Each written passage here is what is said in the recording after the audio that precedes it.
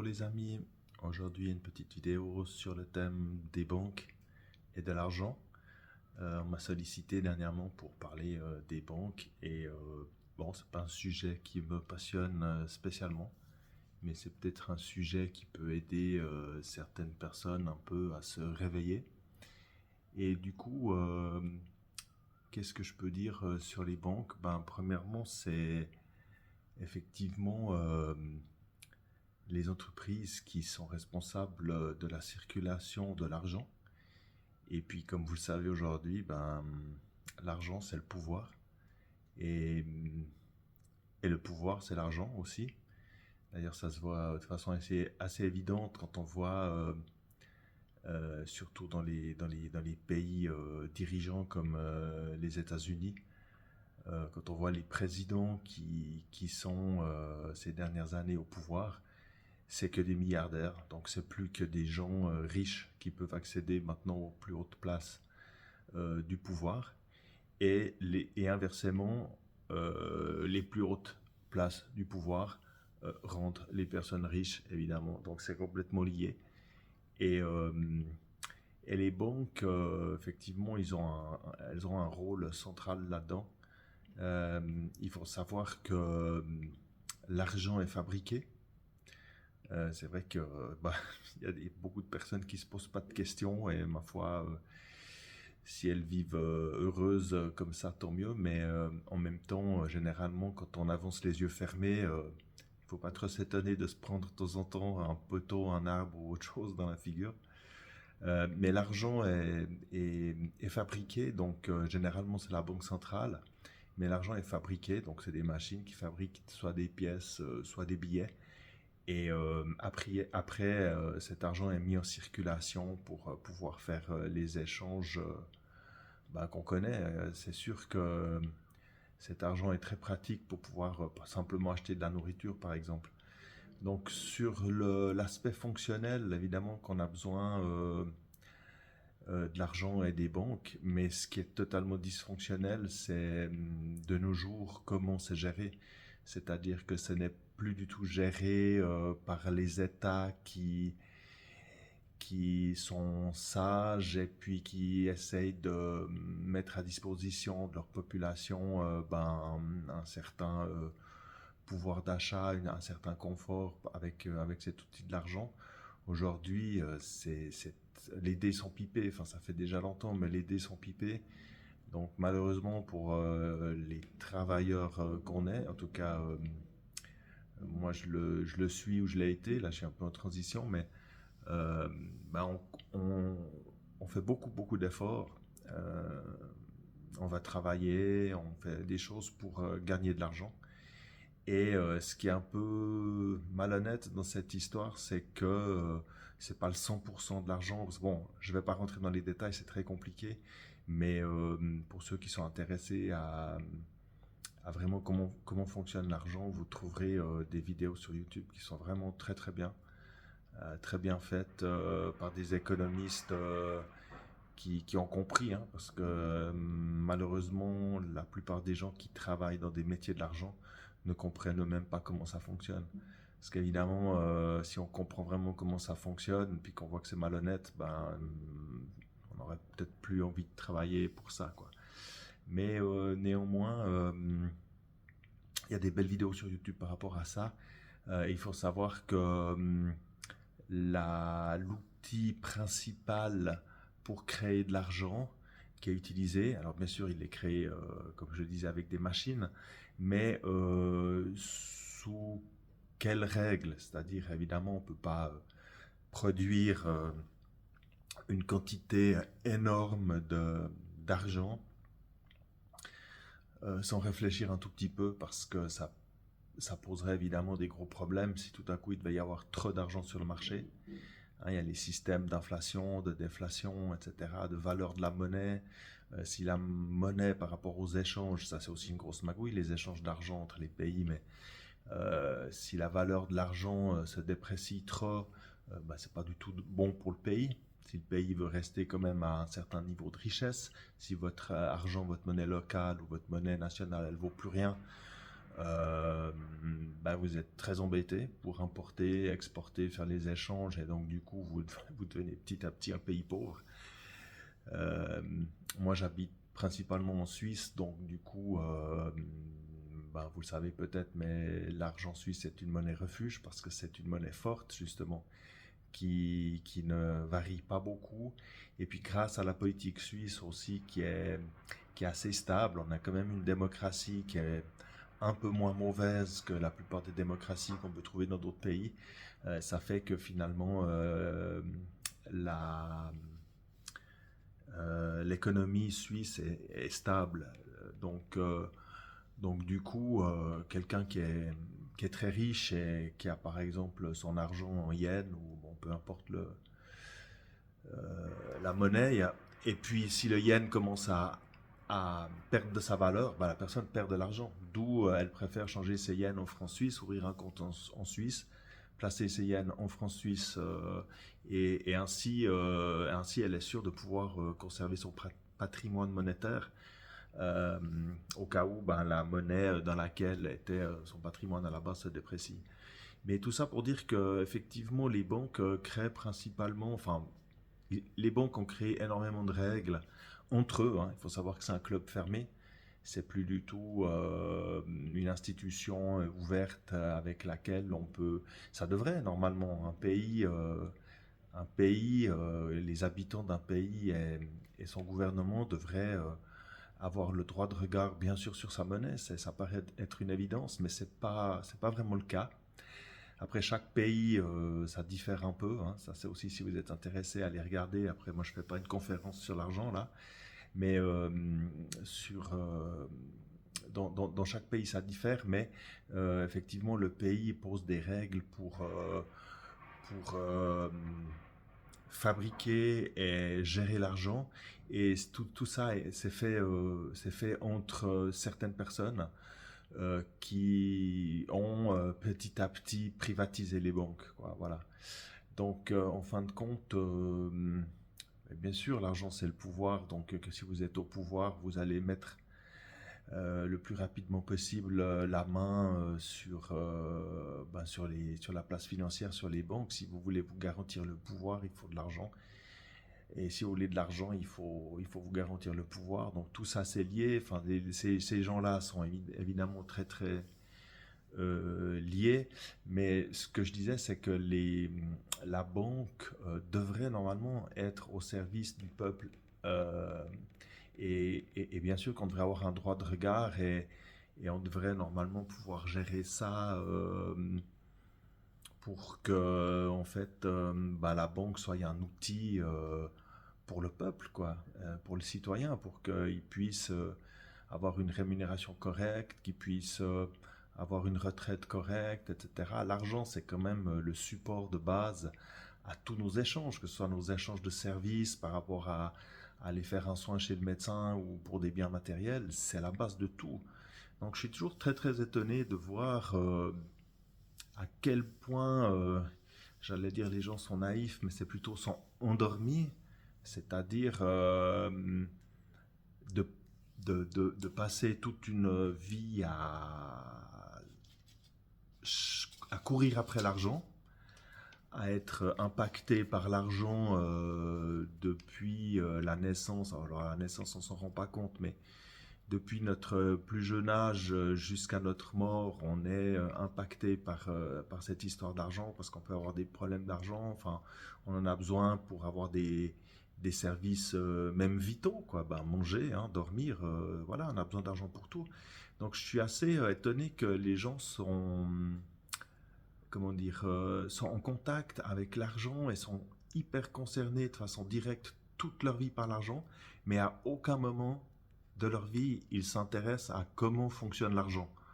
Donc du coup, ouais, j'ai envie de dire, bon, c'est étonnant.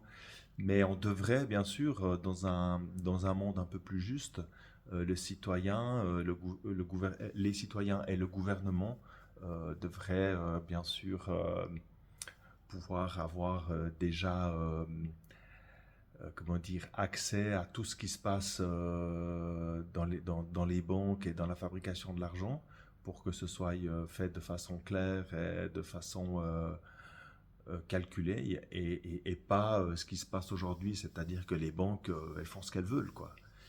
Elles font ce qu'elles veulent avec l'argent et on l'a vu, là, moi je parle de la Suisse parce que je connais bien, mais on l'a vu avec certaines banques privées il y a quelques années, on l'a vu plus récemment avec le Crédit Suisse et l'UBS. Et en fait, les banques, d'ailleurs l'UBS avait été aussi il y a quelques années remise à flot, je crois, par l'État parce qu'il y avait eu des gros problèmes. Ensuite, ben là, il y a eu le Crédit Suisse qui a été liquidé, alors que c'est quand même une des principales banques du marché. C'est pas une petite banque d'amateurs, quoi. Elle a été rachetée par l'UBS et tout ça pourquoi? Mais parce que simplement les gars, ils jouent à la roulette avec l'argent. Il faut pas oublier qu'à la base c'est notre argent quand même, parce que le seul vrai argent qui circule, entre guillemets, sans rentrer dans les détails, le seul vrai argent qui circule, c'est l'argent qui a été produit par le citoyen quand il fait un travail. Si le gars il va retourner son champ, il produit du blé, il coupe le blé, il fait de la farine avec, il met en paquet, il va apporter ses paquets au magasin. Bon, il a fait un travail, donc il a fait un effort. Et là, il y a clairement une plus-value sur le produit. Donc là, on crée de l'argent qui est réel. Mais quand les banques créent l'argent avec la dette, parce que c'est l'outil principal de création d'argent, c'est comme ça, enfin, c'est une des règles qu'ils ont créées, mais qui est très connue, c'est comment créer de l'argent, de quelle façon, pour pas en créer non plus trop, bien que c'est déjà incroyable ce qu'ils font. C'est que, je sais pas, je connais pas tous les pays, hein, une fois de plus, je suis pas spécialiste, mais euh, typiquement en Suisse, et je sais que dans des pays riches européens, ça se passe comme ça aussi. Quand une banque prête de l'argent à quelqu'un, elle a le droit de créer 10 fois cette somme. Donc voilà comment est-ce qu'une banque qui n'est pas la banque centrale, donc une banque comme par exemple prenons la BCV, non mais n'importe quelle banque, mais la banque, elle est très intéressée de, par exemple, que les gens viennent emprunter de l'argent, par exemple, pour acheter une maison, faire une hypothèque. Pourquoi? Parce qu'effectivement, euh, si vous demandez 1 million d'emprunt à la banque, elle va faire une demande à la banque centrale en disant, voilà, j'ai un client qui vient me demander 1 million, et en fait, quand la banque centrale transfère ce million à cette autre banque, eh bien, en fait, immédiatement est créé, comme par magie, hein, c'est ça qui est fou, est créé 9 autres millions. Donc, en fait, ils reçoivent 1 million pour le prêt, mais ils reçoivent 9 millions supplémentaires de façon totalement gratuite, quoi. Voilà. Voilà l'histoire de l'argent de la dette, c'est que du moment qu'on prête, eh ben on crée de l'argent en même temps. Et cet argent, il est créé de rien du tout.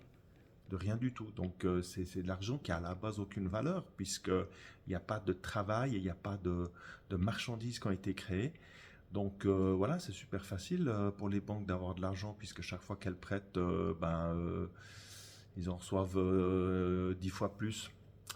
Voilà, c'est un truc, allez vous renseigner si vous ne le croyez pas, mais c'est comme ça que ça se passe. Et du coup, effectivement, ça fait vraiment réfléchir, parce que finalement, tous ces millions qui ont été créés de rien, lorsque ensuite ils les investissent aussi à quelque part, hein, soit en bourse, soit ils les prêtent à quelqu'un d'autre, finalement, si vous recevez un de ces 9 autres millions qui a été créé de rien, bien après vous allez travailler comme un fou ou comme une folle, parce que la banque va vous dire, hey, tu dois rembourser, je te prête ça, mais tu dois rembourser, plus les intérêts. Donc, non, c'est assez dingue. Ils vous demandent encore des intérêts sur de l'argent que c'est grâce à vous qu'ils ont pu le créer. Donc, ils vous demandent de rembourser plus des intérêts, et en fait, vous allez bosser comme un fou pour pouvoir rembourser cette dette-là, alors que cet argent, à la base, ils l'ont créé de rien du tout. C'est pas eux, ils se sont pas sacrifiés pour quoi que ce soit. Au contraire, c'est vous qui avez permis, grâce à votre demande, de créer ces 10 fois la somme que vous avez demandé. Bref, c'est un système complètement fou. C'est un système où effectivement, après, les pays jouent à s'endetter et puis se prêtent de l'argent entre eux. Et puis les États-Unis, c'est vraiment un truc de dingue quand on s'intéresse à la dette des États-Unis. C'est-à-dire que, je ne sais pas si ça existe toujours, mais sur Internet, il y a un compteur. Il y avait un compteur à l'époque, je ne sais pas si ça existe encore, il y avait un compteur de la dette américaine. Et en fait, il y a une page internet où la dette, on peut la voir augmenter en direct, quoi. Alors, il y a les millions qui défilent comme un compteur, ça tourne très très vite parce qu'en fait, ça augmente très très vite. Et en fait, c'est exponentiel. Et en fait, ça veut dire quoi? Ça veut dire que ils ont de plus en plus entre guillemets, de faux argent en circulation, de plus en plus création d'argent en claquant des doigts et de plus en plus d'esclaves sous leurs ordres qui vont devoir rembourser cette dette parce qu'ils s'en fichent totalement.